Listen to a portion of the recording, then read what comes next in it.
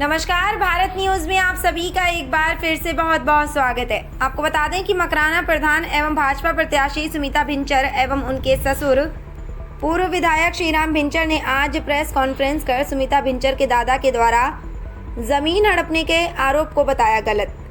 बता दें कि प्रधान सुमिता भिंचर ने प्रेस कॉन्फ्रेंस में बताया कि मेरे दादा पन्नाराम रेवाड़ ने मुख्यमंत्री को पत्र लिखकर प्रेस कॉन्फ्रेंस की है, जिसमें उन्होंने बताया कि मेरे द्वारा दादा को परेशान किया जा रहा है। यह सरासर गलत है।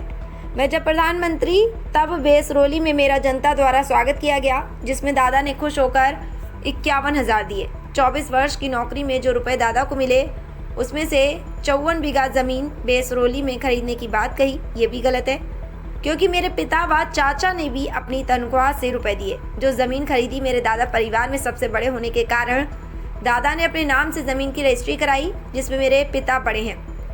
अंत दादा की जो भी संपत्ति है उसमें आधा आधा हिस्सा होता है, परंतु दादा ने परिवार की संपत्ति में से उक्त ज़मीन में से मेरे पिता को हिस्सा नहीं देकर मेरे चाचा के 2 पुत्रों के नाम रजिस्ट्री करवा दी, जो गलत है।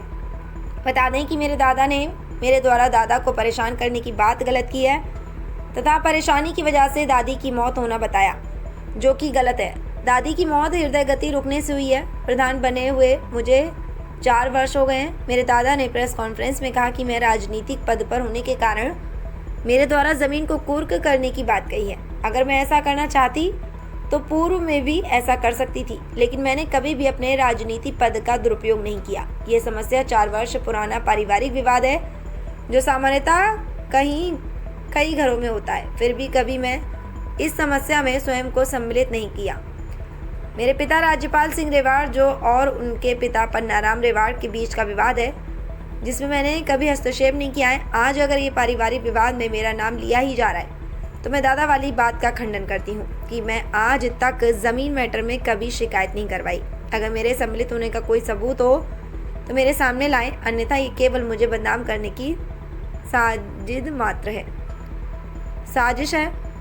प्रधान ने चेतावनी दी कि ऐसा नहीं करें। सामने पंचायत राज चुनाव आ रहे हैं। जनता में गलत मैसेज देकर भ्रमित करने की कोशिश नहीं करें। मैं जनता के सामने सच्चाई लाकर रहूंगी। मैं महिला होकर मकराना विधानसभा में आगे बढ़ रही हूं, इसलिए लोगों को पच नहीं रहा है।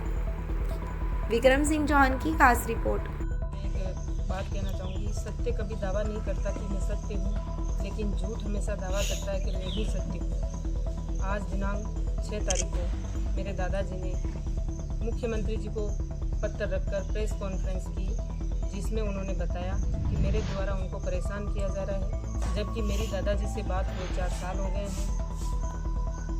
सिर्फ पार्टी का जब टिकट मिला था, उस समय उनसे आशीर्वाद लेने गई थी, जिसकी फ़ोटो मेरे पास है, मैं भी आप सभी को दूँगी। मैं जब प्रधान बनी तब बेसरोली की जनता ने मुझे प्यार और सम्मान दिया, क्योंकि मैं 12वीं क्लास तक वहीं पढ़ी लिखी और दादाजी के पास ही बड़ी हुई।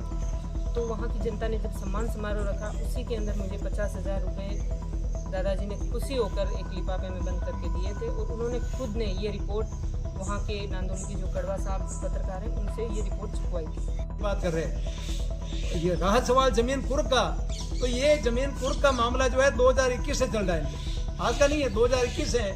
और अगर इसको आज कुर्क कराता तो मैं तो आज दिन तक MLA भी रहा हूँ, आगे प्रधान भी रहा हूँ, लगातार इतने 35 साल से लगातार राजनीति के अंदर हूँ। तो मैं अगर इसको कराता तो 2021 के अंदर भी करवा सकता था, 22 में भी करा सकता था, 23 में करा सकता था। या आज सुमिता भिंचर जो प्रधान बनी है, इनको 4 साल हो गए।